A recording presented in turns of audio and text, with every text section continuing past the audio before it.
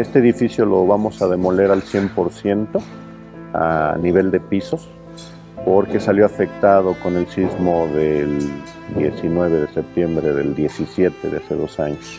Por los daños registrados, este inmueble de 36 departamentos no pudo recuperarse. Se localiza en la colonia San Miguel Chapultepec y su estructura resultó gravemente afectada. Las condiciones que se le ven a las columnas fue una fractura total en donde se expusieron los aceros. Además, los aceros tuvieron un sufrimiento exponencial, se colapsaron, se doblaron, están pandeadas, por llamarle de alguna manera más entendible. Pero el terremoto de magnitud 7.1 del 19 de septiembre no fue el único culpable del daño. Aquí, la corrupción tuvo mucho que ver.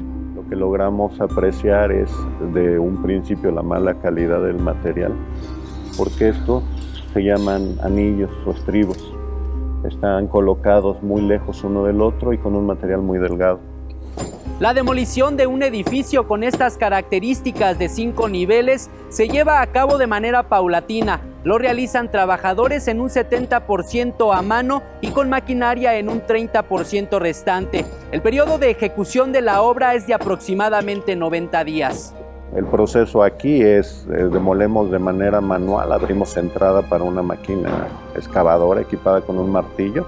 Posteriormente viene el retiro del escombro. Nosotros dejamos al nivel del piso que notan en la actualidad.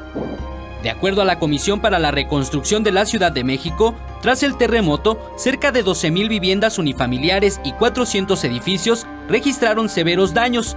Y tras 2 años, muchos aún siguen sin ser intervenidos. Nos encontramos con un proceso muy enredado administrativamente, o sea, sin toda la agilidad que se requiere en la reconstrucción.